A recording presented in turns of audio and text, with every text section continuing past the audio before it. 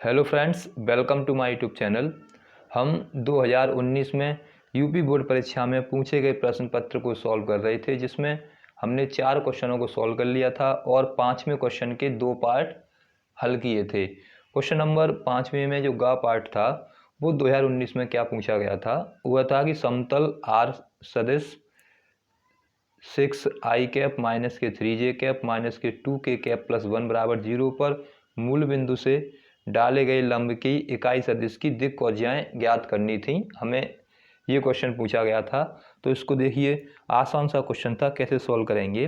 तो पहले हमें क्या करना है, इसको इस तरह से लिखना है, आर वेक्टर 6i माइनस के 3j माइनस के 2k बराबर माइनस के 1। अब जो समतल का समीकरण होता है उसको रिप्रेजेंट करते हैं आर वेक्टर एन सदिश बराबर डी। ये समतल का समीकरण है सदिश रूप में, तो जब इसको इसके रूप में चेंज करना है तो ये डी डिस्टेंस होती है वो पॉजिटिव होनी चाहिए। यहाँ पर नेगेटिव है तो हमें क्या करना पड़ेगा, इसको पॉजिटिव बनाना पड़ेगा। जब इसको पॉजिटिव बनाएंगे तो यहाँ से क्या लिख सकते हैं, इसको 6i, इसको 3j प्लस में हो जाएगा ये, और ये प्लस के हो जाएंगे 2k, और ये हो जाएगा अब पॉजिटिव। ये बन जाएगी हमारी इक्वेशन। इसके रूप में हमने लिख लिया इसको, जो समतल का सदिश समीकरण होता है। अब इसकी तुलना कर लें, तो समतल के सदिश समीकरण से इसकी तुलना कर दें। समतल के सदिश समीकरण आर वेक्टर एन सदिश और डी, इससे इसकी तुलना करेंगे। तो यहाँ से देखिए डी का मान तो 1, एन सदिश का मान कितना आ गया, एन सदिश का मान आ गया 6i प्लस के 3j और प्लस के 2k, ये वैल्यू निकल के आ गई एन सदिश की। अब हमें क्या करना है, मूल बिंदु से डाले गए लंब इकाई सदिश निकालना है। तो लंब इकाई सदिश निकालने के लिए फॉर्मूला था एन कैप बराबर एन सदिश अपॉन में एन सदिश का मॉड, ये फॉर्मूला था। अब इसकी जब तुलना करेंगे, इसमें वैल्यू पुट करेंगे, तो एन कैप की वैल्यू तो कितनी है, माइनस के 6i है, प्लस के 3j है और प्लस के 2k, अपॉन में मॉड में लिखना है माइनस के 6i प्लस के 3j और प्लस के 2k। जब मॉड को हम ओपन करेंगे, मॉड को खोलेंगे, तो ऊपर तो हमारा क्या बनेगा, ऐसे ही रहेगा 6i का 6i, 3j का 3j और 2k का 2k, और जो अपॉन में चल रहा है मॉड को खोलने पर यहाँ अंडर उड़ा जाएगा, हो जाएगा 6 छंग 36, 3 तिया 9 और 2 दूनी 4, 3 तिया 9 2 दूनी 4, तो कुल मिला के यहाँ से कितना हो जाएगा, ऊपर तो आ गया 6i कैप प्लस के 3j कैप और प्लस के 2k कैप, और माइनस में आ जाएंगे 36 और 4 हो गए 40, 40 और 9 49, 49 का वर्गमूल हो जाएगा 7 यानी 7। तो इस तरह से इस रूप में आ गया। अब हमें निकालने इसके दिक् कोज्या। अब दिक् कोज्या क्या हो जाएंगी इसकी, तो दिक् कोज्या क्या निकलेंगी, तो इसे लिख लेंगे 6/7 पहला, फिर 3/7 और 2/7, ये क्या कहलाएंगी, इसकी दिक् कोज्याएं कहलाएंगी। दिक् कोज्याएं क्या होती हैं, एल बराबर होता है a अपॉन अंडर रूट में a स्क्वायर प्लस के b स्क्वायर प्लस के c स्क्वायर। तो देखिए a की वैल्यू कितनी है यहाँ पर 6, b की वैल्यू 3, c की वैल्यू 2, इसमें लगाएंगे फॉर्मूले में a upon a square plus के b स्क्वायर प्लस के c स्क्वायर। तो एक ही जगह पर तो कितना जाएगा 6, इसका स्क्वायर करेंगे, इसका स्क्वायर करेंगे, इसका स्क्वायर करेंगे, तो ये आ जाएगा। तो चाहे ऐसे निकाल दो इस अलग फॉर्मूले से, चाहे ऐसे कर लो, कंपेरिजन करके इसके क्या निकल आएंगे, ये दिक् कोज्या निकल आएंगे जो पूछा गया था प्रश्न में। तो ये क्वेश्चन नंबर 5 का गा था, जो 5 नंबर में आपसे पूछा गया था 2019 में। अब क्वेश्चन नंबर 5 का गा देखते हैं। क्वेश्चन नंबर 5 का गा क्या है, ये भी इंपॉर्टेंट क्वेश्चन है। अक्सर ऐसा क्वेश्चन प्रश्न पत्र में पूछा जाता है, क्वेश्चन पेपर में आता है, ध्यान से समझना। y बराबर दे रखा है एक्स स्क्वायर एवं एक रेखा दे रखी है। रेखा क्या है, रेखा हमें दे रखी है y बराबर 4 से घिरे क्षेत्र का क्षेत्रफल निकालना है, से घिरे क्षेत्र का क्षेत्रफल, ये हमसे पूछा गया। ये भी 5 नंबर में क्वेश्चन पूछा गया है। तो सबसे पहले हमें क्या करना है, इसका चित्र बनाना है, कि इसका फिगर बनाना है कि कैसा बनेगा। तो y बराबर एक्स स्क्वायर बनाना है सबसे पहले। तो जब y बराबर एक्स स्क्वायर बनाएंगे तो y बराबर एक्स स्क्वायर क्या है, परवलय है, और y बराबर एक्स स्क्वायर परवलय किस पे बनेगा, पहला तो बाई, इस पे कौन सा बनता है, जब हम एक्स अक्ष पे बनाते हैं एक बनता है हमारा एक्स अक्ष पे, एक बाई पे, एक एक्स के नेगेटिव दिशा में और एक बाई की नेगेटिव दिशा में। तो पहला परवलय होता है बाई स्क्वायर बराबर 4ax। पहली परवलय की क्वेश्चन क्या है, एक्स अक्ष के लिए बाई स्क्वायर बराबर 4ax होती है। दूसरी होती है माइनस में, यहाँ तो माइनस वाला इधर बनता है। अब ये क्या है, बाई बराबर एक्स स्क्वायर है, तो बाई बराबर एक्स स्क्वायर किधर बनेगा, बाई बराबर एक्स स्क्वायर किधर बनेगा, बाई अक्ष पर। तो वो क्या बनेगा, इस तरह से इसका ये चित्र बनेगा बाई बराबर एक्स स्क्वायर, या इसे बोल सकते हैं एक्स स्क्वायर बराबर 4ay। ये एक्चुअल में क्या है, एक्स स्क्वायर बराबर 4ay है, जो कहाँ बनेगा, बाई अक्ष पे।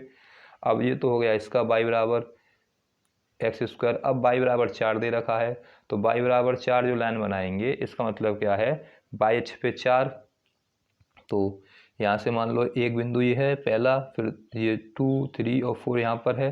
तो ये लाइन जो बनेगी, ये लाइन क्या बनेगी, ये लाइन बनेगी बाई बराबर 4, और ये जो वक्र है ये वक्र क्या है, बाई बराबर एक्स स्क्वायर।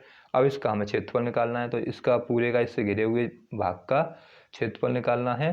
तो ये क्षेत्रफल किसका निकालना है हमें, ओ ए बी सी ओ का क्षेत्रफल निकालना है। तो ओ ए बी सी ओ का क्षेत्रफल निकालने के लिए सबसे पहले तो हमें वक्र दे रखा है, तो इनको सॉल्व करके बिंदु निकाल लें कि यहाँ से यहाँ तक की ये दूरी है वो कितनी होगी, ये कहाँ पर काटेगा, तो ये दूरी कितनी है, तो सॉल्व कर लें। तो पहले हम वक्र दे रखा है बाई बराबर एक्स स्क्वायर, इसको मान लें फर्स्ट, और एक दे रखा है बाई बराबर 4, तो बाई बराबर 4 यहाँ रख देते हैं। तो 8 वाई इक्वल टू 4 कितना हो जाएगा, 16 हो जाएगा। ये जब 16 हो गया एक्स स्क्वायर, तो एक्स की वैल्यू कितनी आ जाएगी, प्लस माइनस के 4। तो इसका मतलब क्या है, एक्स अक्ष पे भी कहाँ काटेगा, ये एक्स अक्ष को भी 4 पे काटेगा, यानी यहाँ से जो डिस्टेंस होगी इसकी डिस्टेंस भी कितनी होगी 4। तो इसके कोऑर्डिनेट कितने आ जाएंगे इस पॉइंट के, इसके कोऑर्डिनेट 4,4 आ जाएंगे, और इसके कोऑर्डिनेट कितने आ जाएंगे, माइनस के 4,4 आ जाएंगे। अब हमें इसका एरिया निकालना है, तो इसका एरिया निकालने के लिए देखिए, इसका एरिया निकालने के लिए पहले इसमें पूरे के एरिया में से इसको सबट्रैक्ट कर दें, या फिर जो स्ट्रिप है स्ट्रिप कैसे ले लें, इस पे ले लें, या तो स्ट्रिप इस पे बाई अक्ष पे एक्स अक्ष के समांतर ले लें स्ट्रिप। जब एक्स अक्ष के समांतर लेंगे तो हमारा एरिया ये निकल आएगा। एक साइड का एरिया निकाल लेते हैं हम, और दूसरा साइड का क्या होगा उसमें से सबट्रैक्ट कर देंगे। तो एक साइड का एरिया निकालने के बाद दूसरे से सबट्रैक्ट करेंगे, तो हमारा उससे क्या होगा, सॉरी ऐड कर लेंगे सब, क्योंकि दोनों एरिया सेम है। तो जो एरिया निकालना है, तो क्षेत्रफल ओ ए बी सी ओ का जो क्षेत्रफल होगा वो कितना हो जाएगा, 2 into O A B O का क्षेत्रफल, इतना आ जाएगा यहाँ से। अब 2 तो बाहर रखते हैं, ओ बी का क्षेत्रफल निकालेंगे, तो ये कहाँ से कहाँ तक है यहाँ पर देखते हैं इस पर। तो ये यहाँ से शुरू है और 4 तक जा रही है, तो 0 से 4 तो इसकी हो जाएगी लिमिट। अब स्ट्रिप किस पे ली है, हमने बाई अक्ष पे ली है, इसलिए यहाँ डी वाई लगाएंगे, और यहाँ आ जाएगा एक्स। यहाँ कितना आ जाएगा, यहाँ आ जाएगा हमारा x। तो इससे ये 2 का तो 2 रहा, 0 से 4 x का मान लगाना है। तो x बराबर कितना है, x का यहाँ से जब मान निकालेंगे तो x बराबर आ जाएगा रूट बाई और डी वाई। इसको अब इंटीग्रेट कर लें, तो 2 का तो 2 अंडर रूट वाई का हो जाएगा बाई की पावर 3/2 अपॉन में 3/2। पहले क्या करेंगे, रूट हटाएंगे तो 1/2 पावर आ जाएगी। जब पावर 1/2 आ गई उसके बाद क्या करना है, जब पावर 1/2 आ गई तो उसके बाद x की पावर n+1 और n+1 वाला फॉर्मूला, यानी जब इंटीग्रेट करते हैं तो n+1 हो जाता है, वो फॉर्मूला यहाँ पर यूज़ कर लेंगे, और लिमिट 0 से 4। इस तरह से ये तो ऊपर पहुँचेगा 2, तो ऐसे रहा 2/3, यहाँ लिमिट लगाएंगे बाई की जगह पर, तो जाएगा 4 की पावर 3/2 माइनस 0 माइनस के 0 की पावर 3/2। तो 0 तो कोई मतलब है नहीं, तो यहाँ से सॉल्व करने के बाद देखिए 2 तो बाहर आ जाएगा, और 2 ये वाला आ गया एक, 2 या 4/3। अब इसको सॉल्व करेंगे, इसका मतलब क्या होता है, इसका मतलब है कि 4 दे रखे हैं, इसका मतलब क्या है 4 दे रखा है, अब अपॉन में 2 दे रखा है, तो इसका मतलब क्या है, इसका मतलब है कि अंडर रूट 4 की पावर 3 और ये 0 का 0। क्या मतलब है, √4 की पावर 3 और 0 का 0। अब इसके बाद इसको सॉल्व करेंगे तो देखिए 4 हो जाएगा, 4/3, 4/3 हो गया।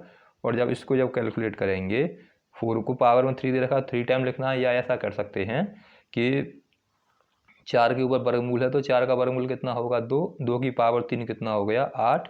तो 8 चौक 32/3 वर्ग इकाई इसका हो जाएगा क्षेत्रफल, जो कि हमसे पूछा गया था।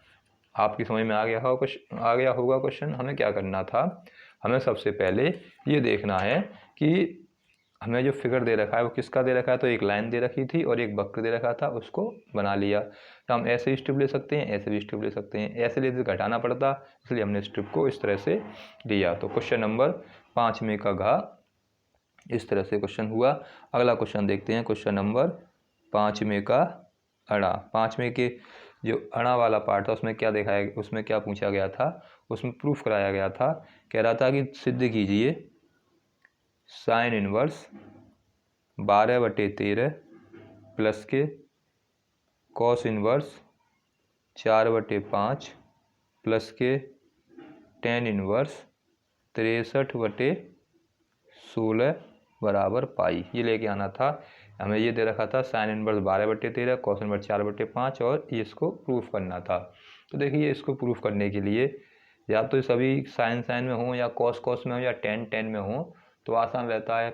अब जो साइन वाली फॉर्मूला है, साइन वाला, उसमें अंडर रूट में आता है, कॉस में अंडर रूट में आता है। टेन में सॉल्व करना आसान रहता है क्योंकि टेन में अंडर रूट नहीं है, तो हम सबको क्या करें, टेन में चेंज कर लें। तो यहाँ से इसको मान लें कि साइन इनवर्स 12/13 बराबर अगर x मान लें, जब इसको इधर लेके जाएंगे तो साइन x बराबर आ जाएगा 12/13, 12/13 आ जाएगा। अब यहाँ से वैल्यू निकाल दें, 10 के पदों में निकालनी है। तो यहाँ से देखिए इसको क्या लिख सकते हैं, साइन होता है लंब बटे कर्ण, तो लंब हो गया 12 और कर्ण हो गए 13। अब इसको सॉल्व करना है, आधार निकालना है। तो लंब का स्क्वायर बराबर होता है कर्ण का, लंब का स्क्वायर प्लस आधार का स्क्वायर और कर्ण का स्क्वायर, तो 169 हो जाएंगे। इसको जब आधार निकालना है, अगर मान लो ABC मान लिया हमने, इसको अगर ABC मान लिया, इसको मान लिया है x, तो जब कर्ण का स्क्वायर करेंगे तो 13 का स्क्वायर, 12 का स्क्वायर और प्लस BC का स्क्वायर, तो ये तो 169 हो जाएंगे। इधर लाएंगे 144 हो जाएगा, 12 का वर्ग करेंगे और BC का BC, तो कुल मिला के यहाँ कितने बचेंगे 25। तो इसका मतलब क्या है, BC की वैल्यू यानी 5 आ जाएगी। आधार है वो कितना आ जाएगा, आधार हमारा 5 निकल के आ जाएगा। हमें चाहिए 10 में वैल्यू, तो यहाँ से 10x का जो मान निकलेगा, 10x का मान कितना जाएगा, 10x होता है लंब बटे आधार, तो 12/5। 10x का मान आ गया 12/5। और जब यहाँ से 10x का जब मान निकल आया, हमें निकालना है इनवर्स में। तो इसको और आगे थोड़ा जब सॉल्व करेंगे, तो सॉल्व करने पर देखिए, सॉल्व करने पर क्या मिलेगा, क्या होगा कि 10x के बराबर क्या जाएगा, 10 इनवर्स 12/5 आ जाएगा। और x का मान हमारा क्या है, x बराबर हमने माना था साइन इनवर्स 12/13 बराबर 10 इनवर्स 12/5। क्या मतलब निकला कि जो साइन इनवर्स 12/13 की वैल्यू 10 के पदों में कितनी हो गई, 12/5 हो गई। तो इस तरह से एक वैल्यू हमने 10 में चेंज कर ली। और इसी तरह से कॉस में चेंज कर लें, तो कॉस इनवर्स 4/5 दे रखा है, इसको मान लो अगर बाई, तो यहाँ से हो जाएगा कॉस बाई बराबर 4/5 आ जाएगा। इसको भी इस तरह से सॉल्व करना पड़ेगा। तो कॉस बराबर होता है आधार बटे कर्ण, तो आधार तो हो गया 4 और कर्ण हो गया 5, आधार बटे कर्ण होता है। सॉल्व करेंगे तो इसका कितना आ जाएगा, आधार का यानी 5×25, कर्ण तो हो गया 5×25 और ये हो गए 16, तो 25 16 कम कर देंगे तो 9 बचेंगे, तो ये कितना आ जाएगा 3।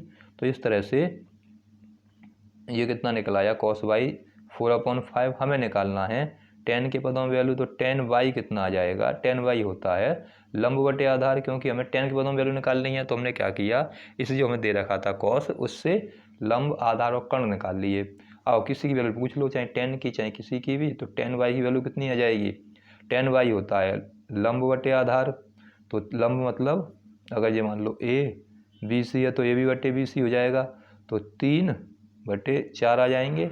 तो बाई की वैल्यू कितनी निकलेगी, tan इनवर्स 3/4। बाई माना हुआ है तो बाई की वैल्यू कितनी है, cos इनवर्स 4/5 बराबर में आ जाएगा tan इनवर्स 3/4। तो इस तरह से हमने सबकी वैल्यू tan के पदों में निकाल दी। अब लगा लेते हैं वैल्यू। तो यहाँ से हमें ये दे रखा था, इसकी वैल्यू यहाँ पर अब यूज़ कर लेते हैं। तो देखिए कितना क्या क्या वैल्यू दे रखी थी। तो यहाँ तो साइन इनवर्स था, साइन इनवर्स 12/13 का मान कितना निकल के आया है, tan के पदों में tan इनवर्स 12/5 निकल के आया है। और cos इनवर्स 4/5 का मान कितना निकल के आया है tan के पदों में, tan इनवर्स 3/4 निकल के आया है। और प्लस के tan इनवर्स में था ही हमारा, tan इनवर्स में 63/16 था। ये हमने LHS यहाँ से इतनी फाइंड कर ली है। अब इसमें लगा लेते हैं फॉर्मूला। तो tan ए tan बी का लगाएंगे पहले तो इसमें इतने में, तो यहाँ से आ जाएगा tan इनवर्स x प्लस के वाई आता है तो 12/5 प्लस के 3/4 अपॉन में 1 माइनस के एक्स वाई तो 12/5 और इंटू में 3/4 कितना आ जाएगा, 12/5 इंटू में 3/4। इसको अब आगे सॉल्व करेंगे। तो देखिए अब गुणा भाग करने हैं, केवल कैलकुलेशन सीरीज है। तो tan इनवर्स का तो tan इनवर्स रहेगा और उसके बाद मल्टीप्लाई करेंगे बार इसमें। तो मल्टीप्लाई करने पर देखिए एलसीएम ले लेते हैं, तो एलसीएम आ जाएगा 20, ऊपर हो जाएगा 48 और 5 3 या 15। ऐसे ही अपॉन में मल्टीप्लाई करेंगे तो 1 माइनस के ये हो जाएंगे 36 और 5 4 या 20। और आगे जब कैलकुलेशन करेंगे इसकी, तो यहाँ से tan इनवर्स का tan इनवर्स ऊपर कितना हो जाएगा, 8 और 5 13, 4 और 1 5 और 1 6 63/20। ये 20 पहुँचेंगे ऊपर और 20 में से 36 कम कर देंगे। तो यहाँ से इसमें से इसे माइनस करना है तो कितने बचेंगे, माइनस के आ जाएंगे, माइनस के 16। यहाँ से कितना बचेगा, जब इसमें से सब्ट्रैक्ट होगा तो ये बचेंगे माइनस के 16।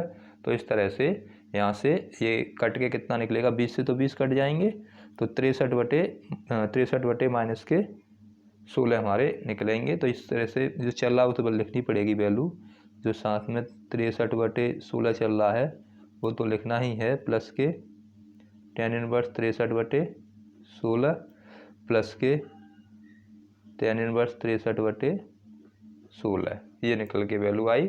अब यहाँ से वैल्यू कितनी हो गई, ये तो हो गया हमारा tan इनवर्स माइनस में 63/16 और प्लस के ये होगी tan इनवर्स में 63/16। अब इसको सॉल्व कर लेते हैं, फिर इसमें दोबारा फॉर्मूला लगा दें वही tan ए tan बी वाला। तो यहाँ हो जाएगा tan इनवर्स, यहाँ से tan इनवर्स हो जाएगा, फॉर्मूला लगाएंगे x प्लस के वाई आता है तो यहाँ से कितना आ जाएगा, 63/16 माइनस में है प्लस के 63/16, इतनी वैल्यू निकलेगी। और उसके बाद यहाँ पे लगा देंगे 1 माइनस के, फॉर्मूले में क्या लगा देंगे 63/16 और इनटू में 63/16 सेम है। तो यहाँ से कितना हो जाएगा, ये 0 हो जाएगा और यहाँ ऊपर 0 बन गया और ऊपर में 1 में 0 का भाग देंगे तो 0। तो इस तरह से किसकी वैल्यू निकलेगी वो देखना है हमें। तो पहले ऐसा करते हैं, इसको थोड़ा सॉल्व कर लेते हैं पहले ही। जब हमने फॉर्मूला पढ़ा है tan इनवर्स में, ये क्या होगा, इधर माइनस में आ जाएगा, इधर जब इसको लेके आएंगे तो ये माइनस में आ जाएगा, वो फॉर्मूला यूज़ करेंगे तो यहाँ से बन जाएगा। इसको पहले लिख लेते हैं, tan इनवर्स 63/16 एक ब्रैकेट में और दूसरे में आ जाएगा माइनस के tan इनवर्स 63/16। अब tan ए माइनस tan बी का फॉर्मूला लगा लेंगे तो यहाँ माइनस आ जाएगा और यहाँ हो जाएंगे प्लस और इनटू में तो ये इतना रहेगा ही रहेगा। तो इस तरह से अब इसको सॉल्व करेंगे तो ये हो जाएगा tan इनवर्स, ऊपर बच गया 0 अपॉन में फिर चाहे कुछ भी आ जाए सबका मान 0 ही बनवाना है, मतलब फिर आंसर तुम्हारा 0 ही रहेगा। तो 1 प्लस के कितना भी संख्या सही यहाँ पर पूरा क्या होगा, फिर 0 हो जाएगा। तो ये बन जाएगा tan इनवर्स tan 0, ये आ जाएगा tan इनवर्स tan 0। अब हमें यहाँ वैल्यू देखनी है, किसकी वैल्यू होगी, तो sin 0 का मान 0 होता है, sin 0 का मान 0 और cos 0 का मान 1। हमें इसमें देखना है किसमें वैल्यू है, तो sin 0 की वैल्यू होगी, लेकिन हमें वैल्यू चाहिए, हमें प्रूफ करके तो क्या लेके आना है, प्रूफ करके पाई लेके आना है। एक बार ऊपर चेक कर लेते हैं। तो tan इनवर्स 12 अब 12/5 3/5, अगर इसको ये लिखें tan इनवर्स tan 180 प्लस के थीटा के रूप में लिखें, तो थीटा हमारा यहाँ पर 0 है, तो tan 180 प्लस के 0 करेंगे तो फॉर्मूला क्या होता है, चतुर्थांश में ASTC होता है, यानी जब 180 प्लस करेंगे तो क्या होगा, पॉजिटिव रहेगा। तो इसको क्या ले सकते हैं, tan इनवर्स को, tan इनवर्स का tan inverse tan 180 plus theta ले सकते हैं। तो tan 180 प्लस थीटा करेंगे तो tan में चेंज तो होगा नहीं, और ये किस में पहुँचेगा, थर्ड वाले में tan कैसा होता है, पॉजिटिव होता है, तो ये पॉजिटिव रहेगा, तो इसलिए यहाँ से tan से tan हट जाएगा। तो 180 प्लस के 0 यानी 180 मतलब कितना हो गया, पाई। तो ये हमारा प्रूफ होके आ जाएगा पाई। यहाँ से इस तरह से इसको चेंज करना पड़ेगा 180 प्लस 0 में। तो सबसे पहले हमें क्या करना पड़ा, सबसे पहले हमने साइन कॉस tan में चेंज कर लिए, यानी साइन को भी tan में, कॉस को भी tan में, और tan को tan में रहने दिया, उसके बाद उसमें फॉर्मूला यूज़ कर लिया। तो इस तरह से इसको सॉल्व कर सकते थे। क्वेश्चन नंबर 5 का जो अड़ा वाला पार्ट था वो कंप्लीट हुआ। इसके बाद एक क्वेश्चन देखते हैं।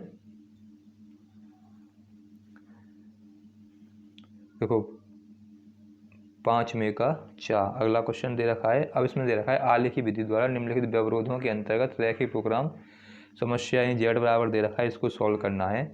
200x प्लस के 500y ये दे रखा है। न्यूनतम मान ज्ञात करना है इसका, कि न्यूनतम मान क्या होगा। तो इसको इक्वेशन नंबर फर्स्ट मान लेते हैं, और जो हमें और इक्वेशन दे रखी हैं उसको अगला नाम दे देते हैं। तो x प्लस के 2y greater than equal to दे रखा है 10।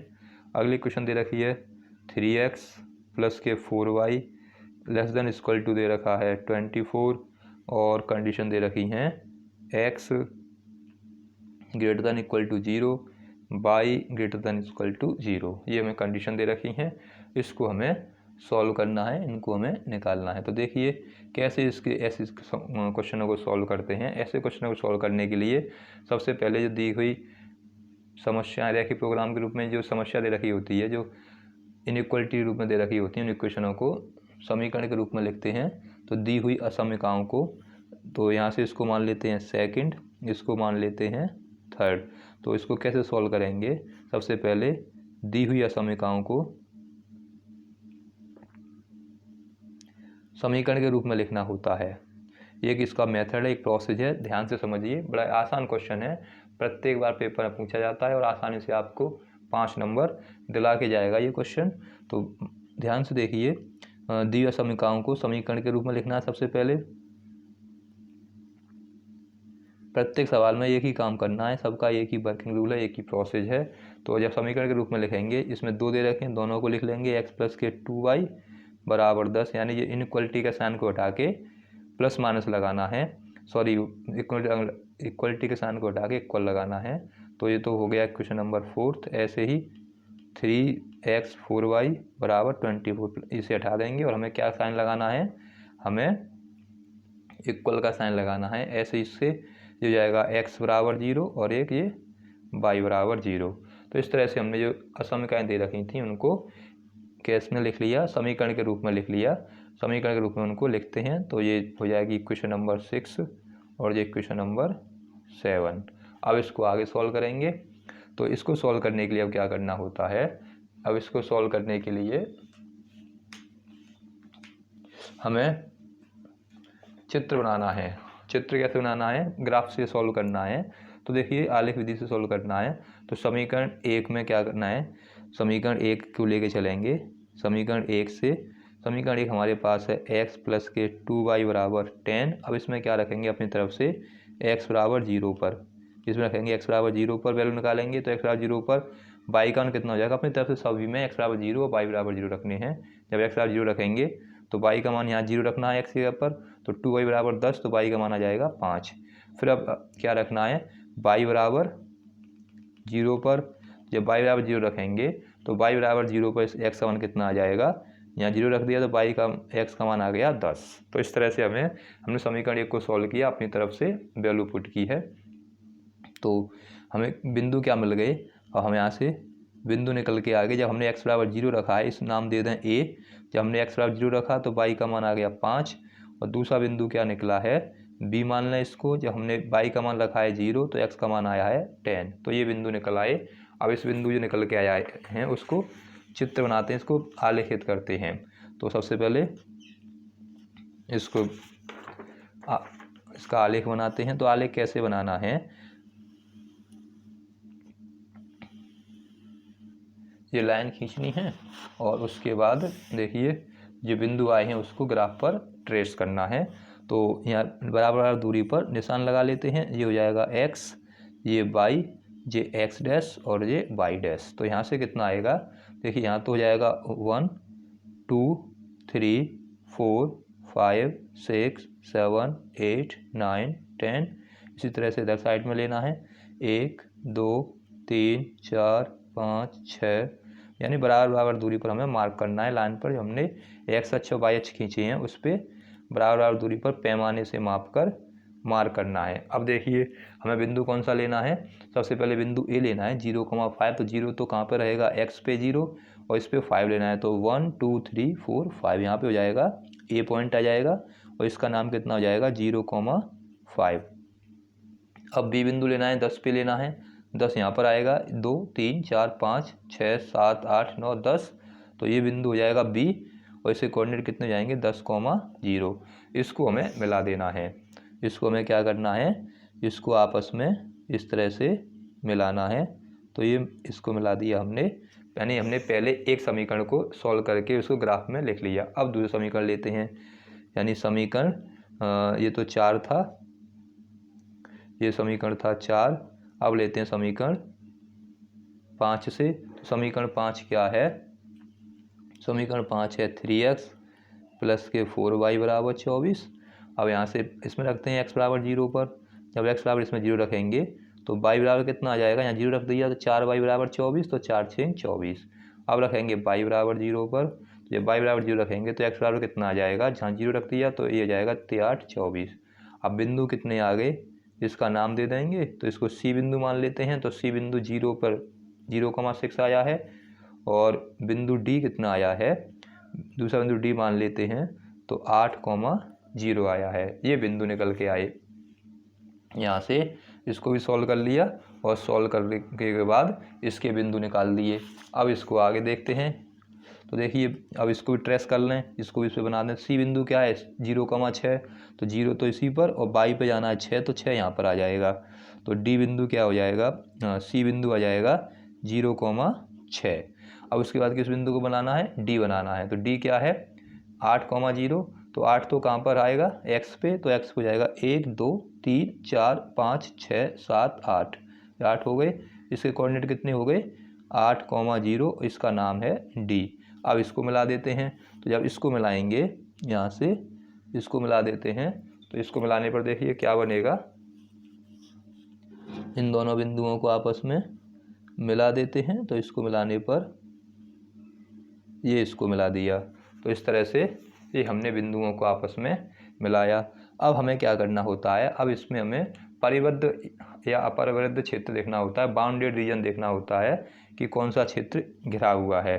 तो इसके लिए हमें क्या करना है, इसके लिए हमें ये देखना है जो पहला बिंदु निकल के आया है यानी 0,5 और 0,5, तो उस असमका में हमें मूल बिंदु रख के देखने हैं, मूल बिंदु निरीक्षण रख के देखने हैं कि वो उसको सेटिस्फाई कर रहा है या नहीं। तो यहाँ लिखेंगे परिबद्ध क्षेत्र के लिए या घिरे हुए क्षेत्र के लिए जो असममिकाएँ दे रखी हैं उसे घिरे क्षेत्र के लिए क्या करना है, उस क्षेत्र के लिए हमें जो असममिका थी हमारे पास पहली क्या थी, x plus 2y greater than equal to 10 में इसमें इस जो असममिका दे रखी है इसमें क्या करना है, x बराबर 0 और y बराबर 0 रख के देखना है। x बराबर 0 तो y बराबर 0 पर ये सही है या गलत है देखना है। तो यहाँ रखेंगे 0, यहाँ भी 0, ये हो जाएगा 10। तो ये हो गया 0 बड़ा है 10 से। यहाँ से क्या कंडीशन निकल के आई कि 0 बड़ा है 10 से। तो ये गलत है क्योंकि 0 हमेशा कैसा रहता है, 10 से छोटा रहता है। हमें यहाँ इस असममिका जो रखी थी उसमें रख के देखना है मूल बिंदु से कि उससे सत्य है या असत्य है। तो यहाँ पे क्या बात निकल के आ रही है कि 10 कैसा है, छोटा है 0 से, लेकिन ये तो गलत है। ये किसके लिए निकल के आ रही है, पहली असममिका के लिए। पहली असममिका कौन सी थी, पहली असममिका ये वाली थी। अगर ये सही है तो क्षेत्र कौन सा बनेगा, तो क्षेत्र बनेगा मूल बिंदु की ओर। और अगर ये बात गलत है, ये जो हमें कंडीशन दे रखी है वो सत्य है, तो क्षेत्र बनेगा ऊपर की ओर। तो इसका मतलब क्या है, इस वाली लाइन से पहली लाइन थी ए बी वाली लाइन, उसका क्षेत्र ऊपर की तरफ चलेगा, यानी मूल बिंदु की ओर ना आके मूल बिंदु से ऊपर की ओर बनेगा। अब दूसरी सर्वसममिका से देखते हैं। सर्वसममिका दूसरी दे रखी थी, दूसरी जो असममिका दे रखी है सर्वसममिका 3x प्लस के 4y less than equal to दे रखा है 24। यहाँ रखेंगे मूल बिंदु 0,0 पर। तो यहाँ भी क्या जाएगा 0 लेस देन इक्वल टू 24। अब इसमें क्या है, 0 छोटा है